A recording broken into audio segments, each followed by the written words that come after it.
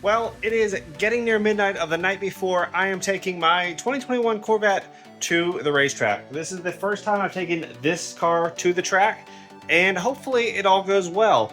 I have done a couple things that Chevrolet recommends ahead of time. I've gotten it's not a full track alignment, it's kind of an aggressive street alignment. I don't want to be switching back and forth alignments during the summer here, where I'm going to be doing a couple track sessions and driving it on the road. So I have a kind of aggressive alignment for the street, but not going to destroy my tires in like a month. So hopefully that's a good balance. I added the extra transmission fluid that Chevrolet recommends for this car for taking it on the track. I believe the new ones, the 2025s and newer, maybe 2024s and newer, you don't have to do that anymore, but the original couple year cars of the C8s, you do have to add some transmission fluid above what you normally do for a normal fill if you're going to take it to the track. So that's been done. I have all of my numbers put on the car, on the front and the sides, and hopefully I've got everything else I need. I've got cameras charging. I've brought some stuff with me. I'm driving this car to the track and then driving the car on the track. So hopefully that goes well. I do have my truck stocked up with, I think my only real problem probably will be my tires. They are pretty low profile, and if I hit a curb or something, especially a little bit less air pressure in these, I'm worried about them debeating and having a little bit of an issue. So I have some spare tires loaded up, my extra set in my truck with the jack and everything I need to change it. And if I need to, I'll emergency call my wife and hopefully she'll bring it to me and we'll play that game. But otherwise, I'm hopeful that this is just going to be a TrackCross event that'll be pretty low key, hopefully not too hard in the car, but I guess we'll see. I'm going to bring you guys along for the ride. I've got the 360 camera and the GoPro that'll be active, and hopefully it'll be a good day. HyperFest itself, if you guys aren't familiar, look that up. It seems like a lot of fun, and I can't wait to be in that environment tomorrow because it seems pretty darn awesome. So with that, we'll be getting going pretty early in the morning. I think around 6:30 in the morning is when I need to be getting going to get up there on time, and hopefully that is non-eventful. So we'll see you in the morning. I can't promise I'll be this energetic, but we'll get up there and we'll see what it's like to actually take this car out on track.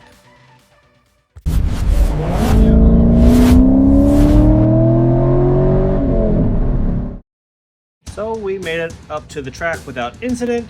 We got there, we went through tech, made sure there's nothing in the cars. The officials came around and checked out all the cars, made sure everything was good to go. Pretty interesting group of vehicles there. Definitely some new things, some not new things. Some cars had a lot of mods and a lot of changes to make them good at this sort of thing. Some were straight off the showroom floor. Some look like they belong on a rally stage. And overall, the drivers were just as interesting as the vehicles. I think my Corvette looked pretty good sitting there, and it definitely is set up well from the factory to do this sort of thing. I have very few mods on the car, but the ones I have are really to aid in handling, and we'll see how this goes. So, practice number 1 for TrackCross is about to happen. Made it up to VIR, pretty good time. It's a lot of first-time drivers, which is pretty cool. And we saw one Corvette go off the track during the hyperdrive already, so that's not a good showing for us. There's one other C8 here, one C6 Grand Sport. So we'll go ahead and do our first practice run. Take it kind of easy, get used to the car. I'm really unsure about my tire pressure just because they're the low profile tires. I'm running warm 30 PSI in all of them after the drive up here. So we'll keep an eye after we do a lap or two and see how they heat up. We're only doing kind of one lap at a time, so I don't expect to build up a lot of heat in the tires, but we'll see.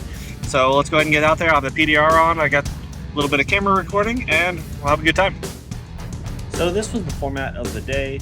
We would stack up on the starting line, and roughly every 30 seconds, they would start another car. So as soon as the car before us takes off, that was not the Z that we were fighting for position with all day. They have us come to the start line, and they have a stopwatch. They're waiting for about 30 seconds to space all the cars out, and after about 30 seconds, they have us go. Now this is the first run I did, so I took this pretty timidly. I was in track mode, but the PTM mode was in sport, I believe, because I wanted to be kind of controlled. And as you can see from the PDR recording here in the corner, you can watch my gas and brake applications.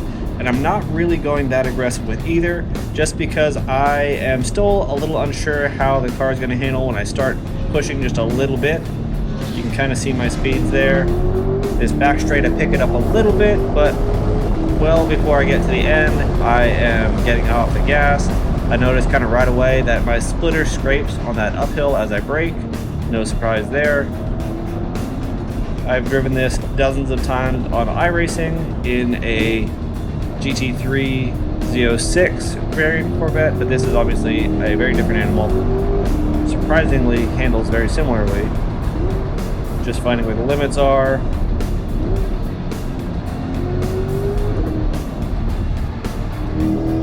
And that is the track. It is exactly a mile from what I can tell on the PDR. And then we go stage. This was kind of a problem towards the end of the day because it built up a lot of heat in the car.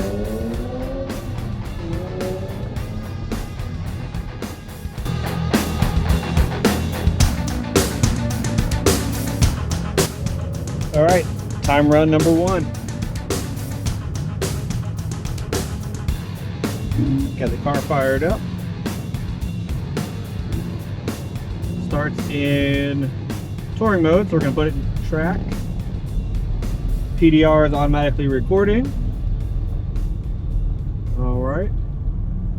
As soon as that's done, we're gonna go ahead and put our PTM on Sport and our ventilated seats, because why not?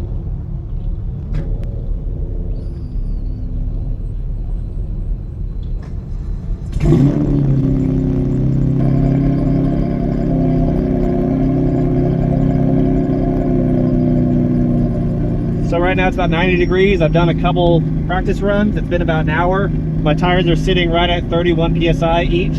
Pretty hot out here. We'll see where they go. I'm a little worried about the low profile tires, but we'll put, this is only one lap at a time, so we're not generating a lot of heat. So I'll kind of see how they are and how they hold up. Fingers crossed. The other C8 out here already blew their tires. So hopefully it goes better for me.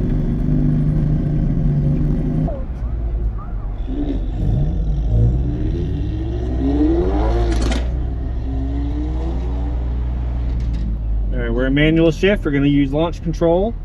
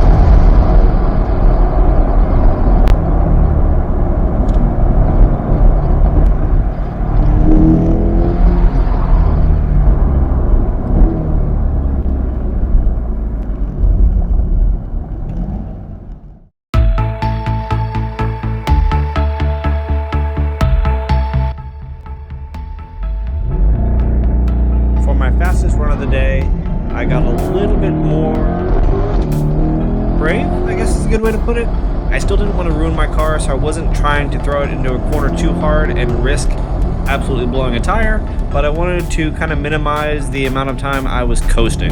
So a little bit more deliberate on the gas, a little bit earlier, a little heavier on the brakes, trying to just carry more speed overall, and I think that was the key to getting this lap, which ended up being a 53.86 second lap, which was enough to secure me 3rd place.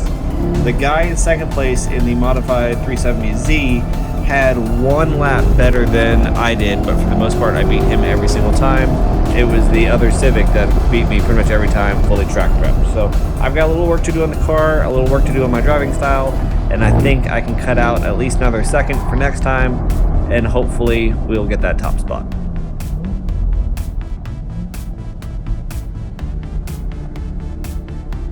For the most part, the car did really well. I mean, surprisingly well. I was really happy with it.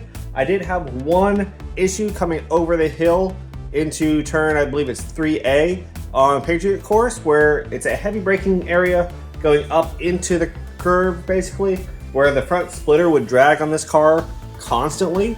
Every time you went to dive, the road was going up, so it just scraped the front end on that. Coming over that hill, the car got light, obviously, and then it made a hard left turn. And on one account, I almost lost the back end coming around that. The car started to rotate quite a bit, but was able to save it and really didn't even lose that much time. I think that was going to be otherwise a pretty fast run. The car was super easy to drive. I mean, really pretty easy to drive. Now, I had launch control on this thing. I was running in track mode, obviously, because I was driving on the track, and the performance traction management, the PTM setting. I started in sport because I wanted a little bit of safety net there, but after I put a couple runs in and really got comfortable with the car, I switched it over to race 1, which still keeps on some of the safety nannies, but still lets you have a little bit more control over what the car is doing, how it's rotating and that sort of thing. And that's where I set my really fast times with this car. Tire pressure was something I was fighting the whole time. Everybody was. It was about 90 degrees, maybe 92 degrees, I think, in the peak of the heat there. Started off not too bad in the morning on the drive up. Even in the practice sessions before lunch, it really wasn't terrible. It was kind of in the 80s, but about lunchtime, it spiked up, the temperature spiked to over 90 degrees. And we'd do these runs, come back, sit in the dirt lot, and stage for the next one. There was really no cool down area for the cars, so it was really difficult to keep temperatures under control, both for the powertrain. Heat soak was definitely an issue, but for the tires as well. Tire pressure was definitely difficult to keep in line. I found with my setup, with the tires that I had on my MRR wheels, I know they're a little bit lower profile than stock. I was finding about 32 PSI hot was where they were gripping the best and still seeming to do well as far as rollover, as far as rim protection, that sort of thing for the track. Once I got up to about 35 PSI, they really felt a little bit greasier. Honestly, guys, if you've never been to HyperFest, I would highly recommend it. It was such a cool experience, and I regret only going for one day, because all the track time we were doing on Sunday basically took up the whole day. We didn't have really time to go around and do anything, and the festival kind of shut down. So going Friday or Saturday, definitely worthwhile and definitely something we're planning on next year. Now, I do have one more track day already booked for this car for this year in September at VIR. This will be for the full course, not for the Patriot course. I do have a couple plans.